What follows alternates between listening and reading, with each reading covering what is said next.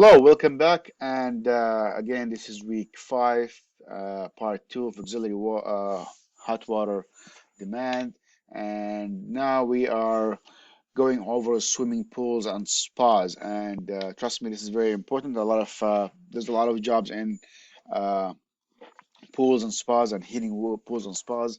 And they always try to look for somebody who can know how to calculate these water demands. And there is no point of installing a nice, beautiful spa or pool and you never get it at the right temperature. Very frustrating for a lot of people.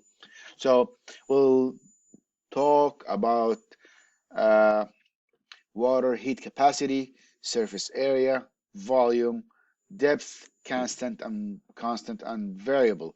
So discussing these things are very important. It's good to know what is water heat capacity. It's the ability of water to hold heat, surface area of the pool, volume, how do you calculate volume, and depth. So just out of nowhere, I'm gonna draw a bean-shaped pool. That looks like a peanut, but anyways, just deal with it. So this is the pool, and let's say this is the depth of the pool.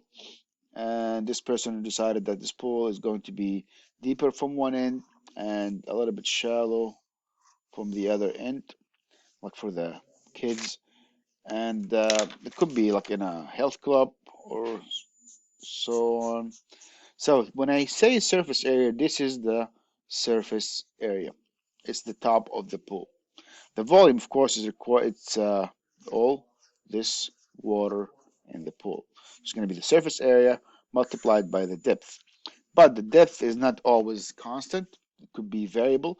So we'll take the average of the depth, which is we don't have to do it very accurately. I mean, a few gallons here and there, and they're gonna kill us. So you'll take the deep end, the shallow end, and one measurement in the middle, and add them together and divide by 3, and this is how you get the average. There are a few examples in the book about calculating the average. Here is some basic calculation for areas and volumes. And again, I feel kind of silly discussing this and putting it in the book, but it's sometimes we do forget, and it's good to have this kind of reference. The area of a square is kind of second grade stuff. Rectangle, this is like something we know. But what about elliptical? I had to look that up. And circle is very common. And what is going on here? Let's look at this is again dimensions in foot square, and now we have the volume in gallons. Nobody does volumes in foot cubed, So intuitively, if you calculate the depth in feet, and everything's going to be in feet, it's going to be in foot cube. So this number here is the conversion of from foot cubes to gallons. Okay, and again, this is the area multiplied by the average depth. Uh, okay, that makes sense. What about this number? What is this number doing? So A is if you wanted to do an elliptical pool, A is the distance from this end to this end. Sorry, it's not this end. I think this is a mistake. From this end to this end, I think this is just like carried out differently in the file. So this is A and this is B over here. You multiply A times B times 0.784. And I'm gonna try to find out what is this number. My suspicion it's has to do with pi. I think it's the square root of pi. Let's see, 3.14 square. Okay, square root. Oh, not really. So maybe pi square.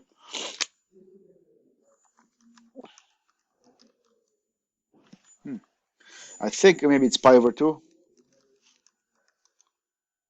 What the? Hold on. No, no, no.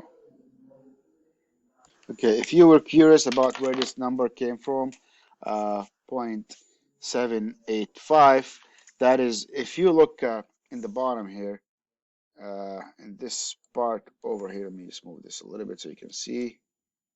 Okay, I think this is the lowest I can get. Okay, here you go. So if you look at that, you will see that I'm doing the area of a circle as 0.7 0.85 times d square. However, the area is usually pi r square. So this is just a conversion to make things a little bit, get rid of the pi. You know, pi is 3.14, and r square is d over 2 square. And if you get out of that here, this is going to be d square over 2 square. So this is 3.14 over 2 square is 4, and d square. So 3.14 over 4 equal d square. That is 0.785 d square. So this is how we got this number. Of course, you don't need to know that. I just want to know to kind of remind you where it come from, so you don't think it's just a random number being thrown in there. Okay, moving on.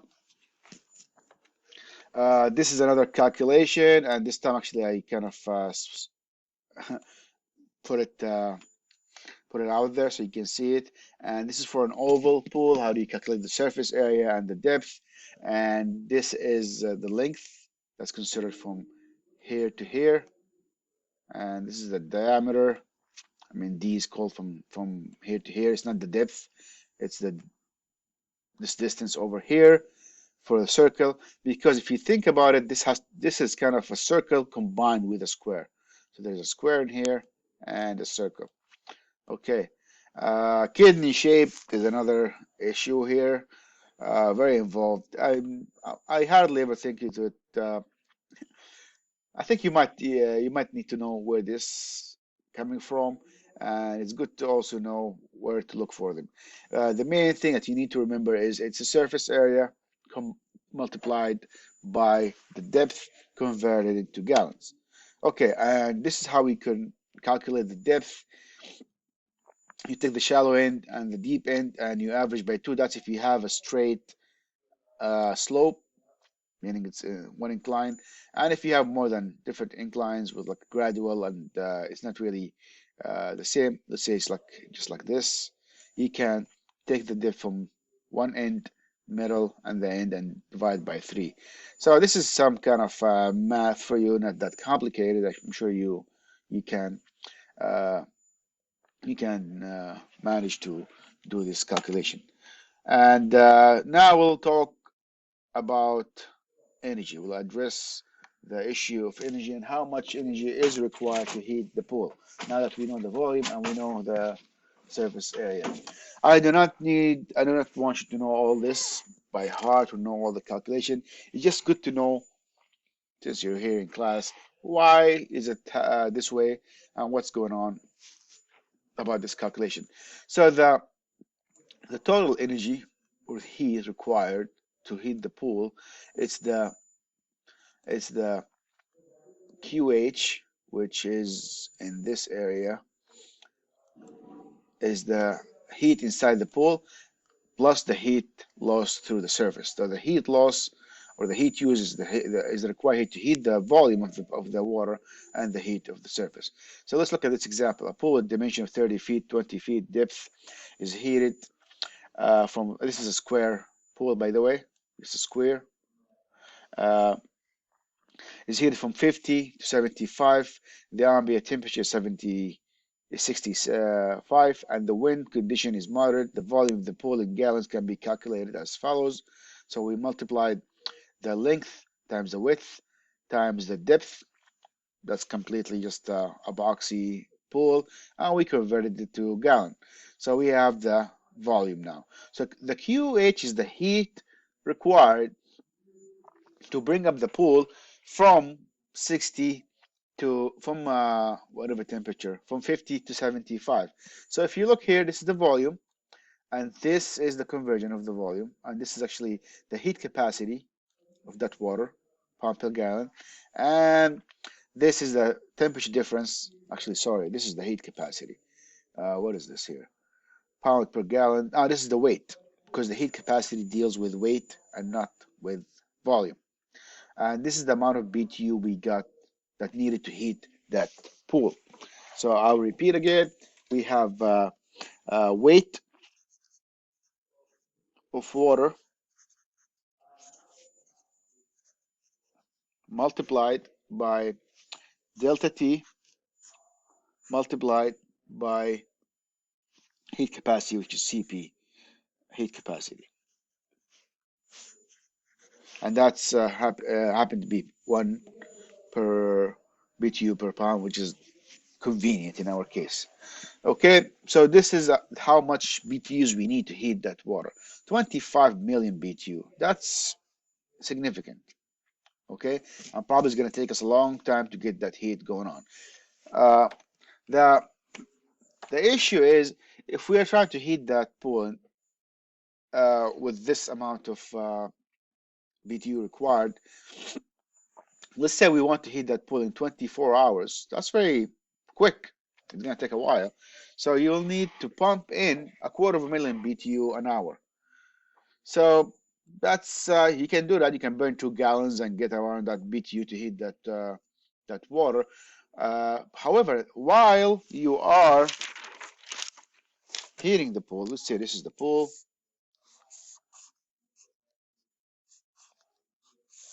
and you're pumping QH into it.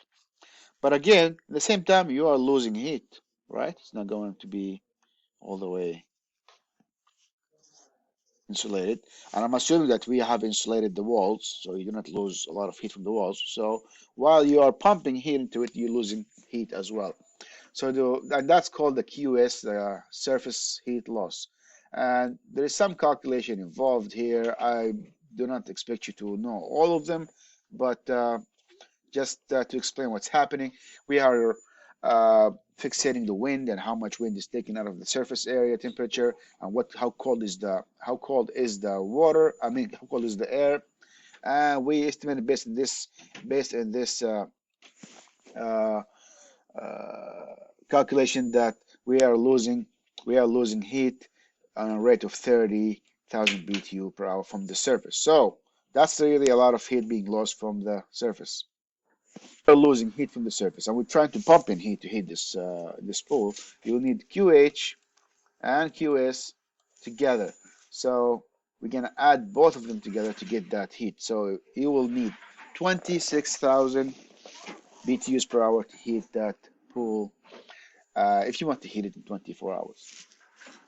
Okay, I know you think maybe this is a lot of math, it's too much, it's not, it's very involved. So you don't have to worry about all that. I have the answer for you.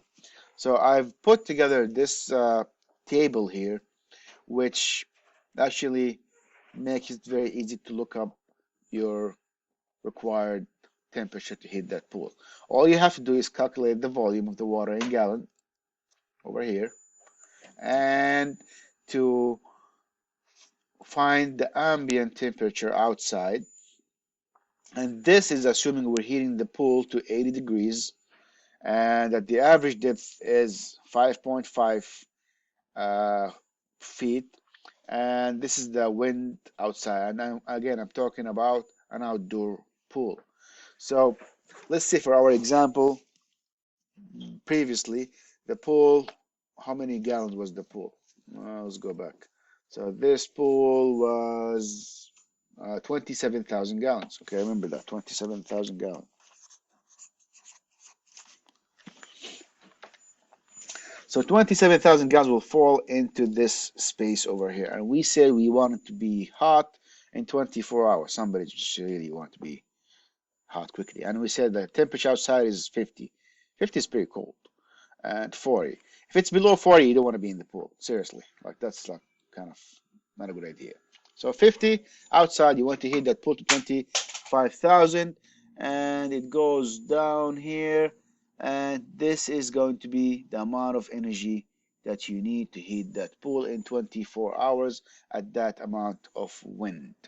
Okay, so that's going to be a quick lookup over here. Let's see how much we got. How much? That's around 100,000 BTU extra. But this is, I think, assuming, let's, what was our assumption? 50 and 75. We want to heat it to 75, and that table is assuming that we want to heat it to 80. So that's why it's a little bit it's a little bit different. Okay, uh, so this is at 80, which is very optimum for most pools. Let's say if you want to heat it in longer time, let's say in during the weekends, 3 days. I mean, day and a half or 2 days here. You want to heat it during the weekend. Is going to be you have to pump in again at 50 outside. You have to pump in less heat. Okay, right on. Moving on. Maintaining the pool. Let's say we heated the pool right now. We want to just maintain the pool at that temperature. So at this time you will. I'm assuming again the pool is insulated from the sides, and you want to just substitute for the heat being lost from the surface area. And again, that heat is going to be. We have to keep things constant. Let's say we want to keep the pool at 80 and 3.5 wind, and we want to. The outside temperature is 50. This is how much, and this is again the surface area, not the volume, right? So this is what you get from the surface area. So let's say the surface area is 500, and you can guesstimate it between them. Again, uh, it's not going to be very, very accurate. There's so many factors. This is just like to give you a ballpark of how much energy you have to put in. I mean, within 10,000 BTU is not going to make a difference with this amount of water. And this is the wind factor and how you compensate for that wind factor. And there are a few examples in the book as well. Okay, and this is an example for indoor pool. So there's no wind. We are assuming the pool, the inside is also heated, so it's going to be different heat loss. Again, think of delta T and how do you lose heat between two surfaces. Okay, indoor spas, which usually are recommended at 105. How do we manage that? Okay, volume. This again, the spa is going to be very small.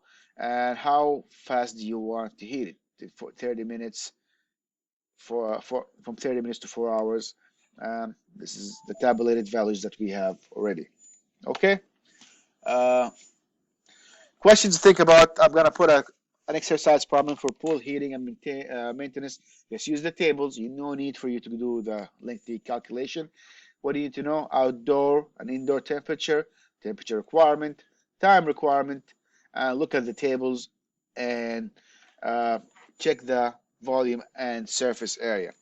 And I will I'll put a example for you to practice on, and try not to make it very elaborate. I'll make it a square or rectangular pool, or maybe I'll get a little bit more fancy just to have to practice as a homework. Okay, that's all I have for spas and pools. And I know you might think I'm not gonna ever work with that, but it's good to practice right now while in school and know how does it work. All right, thank you, and see you soon.